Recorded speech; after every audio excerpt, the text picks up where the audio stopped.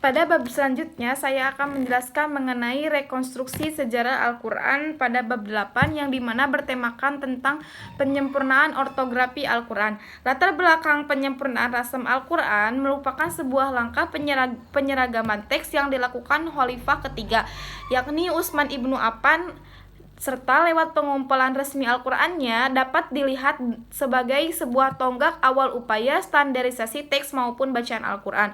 Alasan yang utama yang berada di balik kodifikasi tersebut yakni adanya sebuah perbedaan teks, tradisi teks dan bacaan yang mengarah kepada perpecahan politik umat Islam. Seperti yang dimukakan pada bab 8 sebelumnya, memperlihatkan lantaran ketidaksempurnaan aksara Arab ini digunakan untuk menyalin Al-Quran, serta langkah tersebut belum dapat mencapai hasil yang dihajatkan.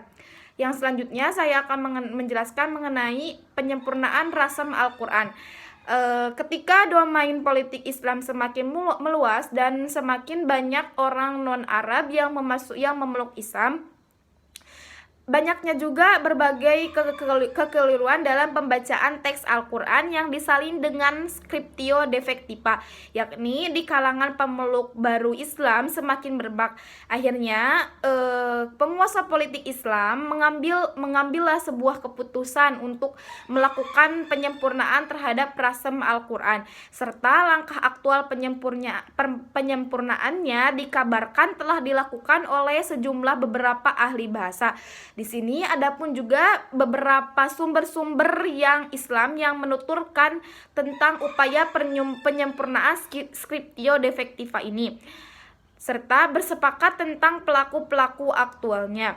Tetapi adasannya yang menyebutkan bahwasannya pada masa kekhalifahan Muawiyah ibnu Abi Sufyan yang pada 661 sampai 680, langkah tersebut telah mulai dilakukan.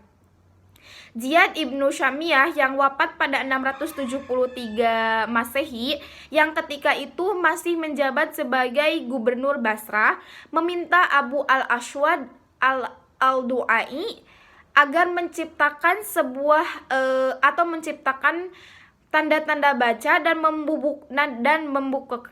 membukukannya ke dalam mushaf untuk supaya menghindari berbagai kekeliruan pembacaan yang ketika itu semakin masif.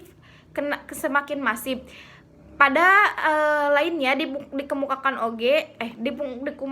juga oleh Al-Said yang barangkali bisa dikontraskan dengan realitas yang ada dalam sejarah umat Islam. Namun adapun sebagian besar Utsmani yang menyebutkan bahwasannya setelah selesainya usaha penyempurnaan ortografis ini, banyak sekali perubahan besar-besaran yang diintroduksikannya scriptio plena dalam penulisannya, yakni teks Al-Quran tidak lagi disalin dengan scriptio defectiva yang tanpa tanda baca. Hanya sebagian kecilnya dari ortografi Utsmani yang tetap bertahan atau dipertahankan dalam penulisan Al-Quran. Sekalipun Al-Said merujuknya dengan nada penyesalan, namun beberapa tahun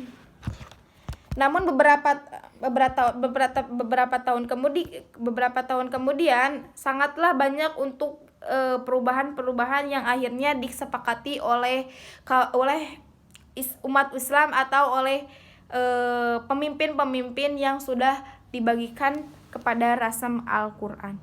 Sekian penjelasan dari saya, kurang lebihnya mohon maaf. Assalamualaikum warahmatullahi wabarakatuh.